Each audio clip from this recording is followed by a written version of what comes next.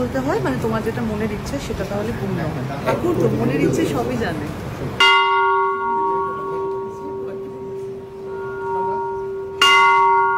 হর হর মহাদেব।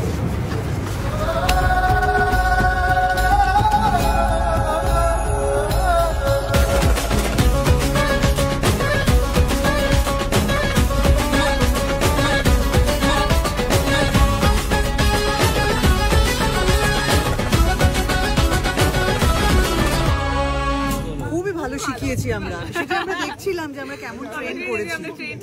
ঠিক আছে, আর একটু বাকি আছে। আমরা খুবই ভালো শিখিয়েছি, এবার শুধু দাঁড়িয়ে একটা ভিডিও করতে হবে। ঠিক আছে, আরো 2-3 দিন প্র্যাকটিস করো, হয়ে যাবে।